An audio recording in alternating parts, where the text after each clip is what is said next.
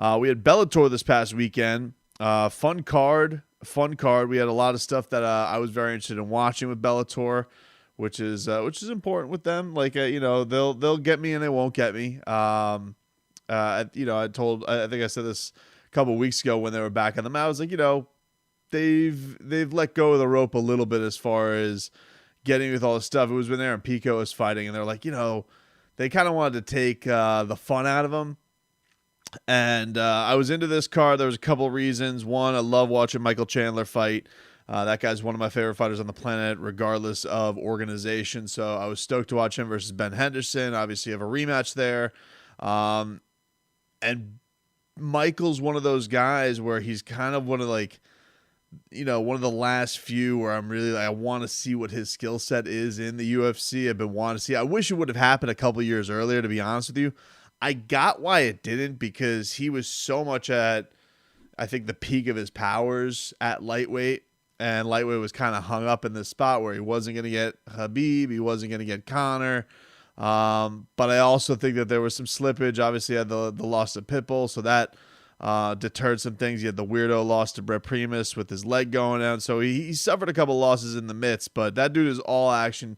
He's super exciting, and I truly do believe that he can compete with a lot of guys in that division. And hell, I mean, we saw this with Justin Gaethje. Justin Gaethje came from World Series of Fighting, and is now the interim champion of the world. So guys can come from other organizations. Bellator, Eddie Alvarez, his longtime rival, came into the UFC, won the championship. So I would love to see what that guy could do in the UFC. Fantastic win against Ben Henderson. Ends up putting him out, puts no doubt in the mind. And I do think that if that was his last fight, I think it's a good signature win to kind of go off. His post-fight interview was a little bit strange because he was like, I put all the lightweights on notice. Scott Coker, you're also on notice. Let's get a deal done. So, clearly he's not happy with the negotiations and he's not happy where things are at. But I think there's also got to be a piece of him that wants to see what this is. It the best time to go get a new contract with the UFC? Probably not. I imagine that free agents trying to get a deal with the UFC right now, it's not fantastic.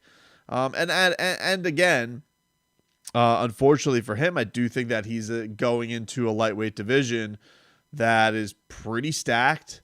I don't necessarily know that he's going to be up to the front of the line as far as getting him a title shot is concerned, just simply because you have the title fight being between Khabib and Justin.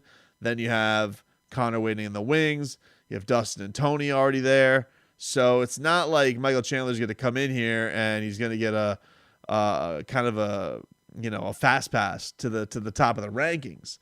But also, it also comes down to him, like, well, what's left? He's 34 years old.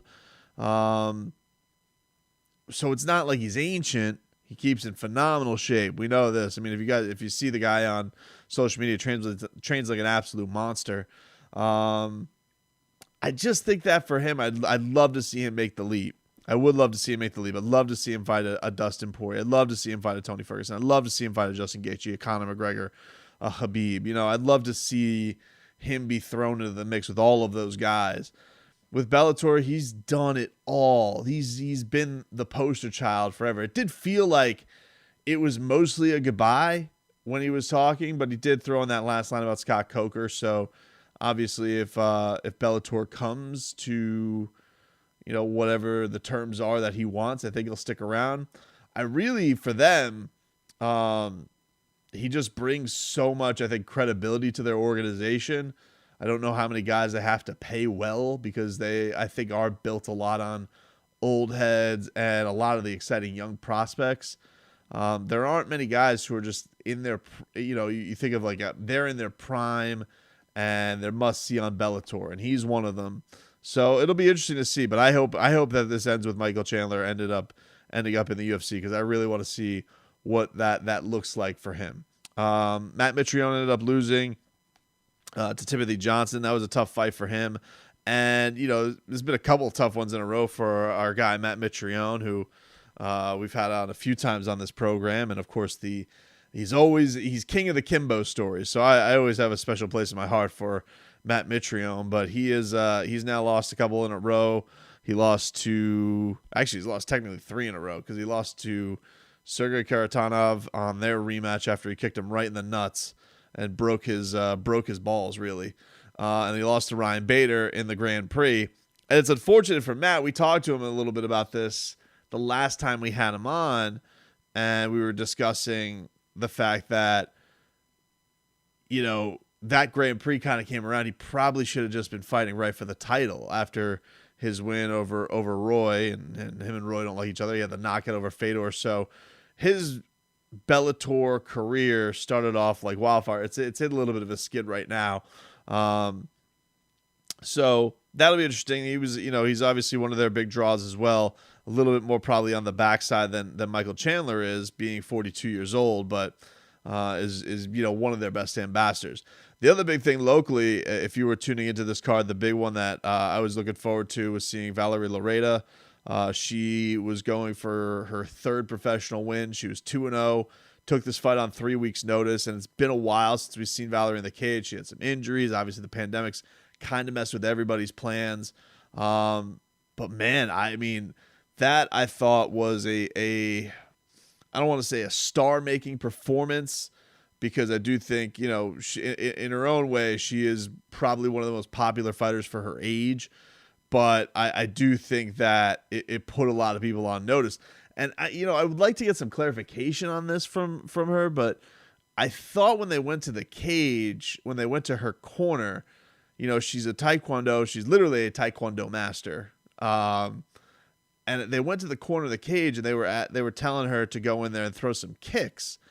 And I thought she said no, that she wasn't interested in that. She didn't want to go in there and start throwing kicks at Tara Graf.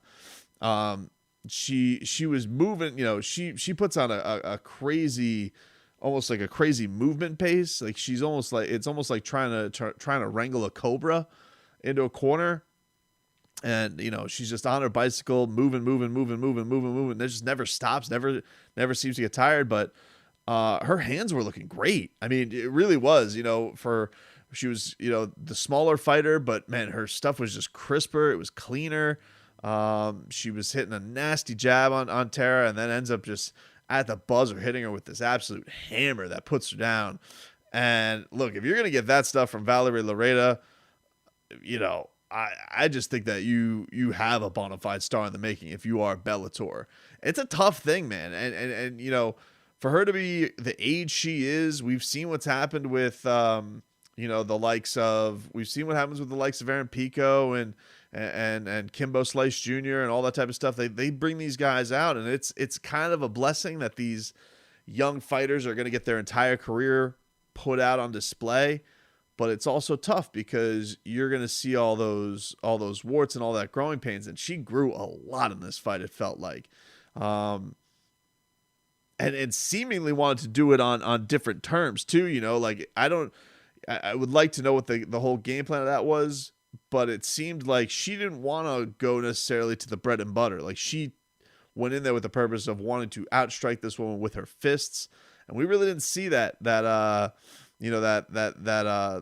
kicking technique that obviously she's going to have a benefit and probably a leg up on anybody she steps in there. I mean, she was, doing Taekwondo in onesies. Like, I think that it's pretty awesome that she has the mindset that she wanted to go in there and try and outstrike this one with straight up her hands.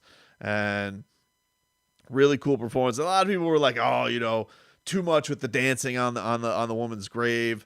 And she's doing the, not just an IG model, all that type of stuff. Look, man, F that. From my standpoint, like if you go and you knock somebody the bleep out like that, and you have that kind of performance on a few weeks, you're in the midst of this pandemic, it's tough to train, and this woman's talking crap about you, and saying what kind of a role model you are, or whether you're just here for Instagram likes and all that type of stuff, and you go and outfight that person, you could dance on their grave, man, for all I care. I think it's awesome.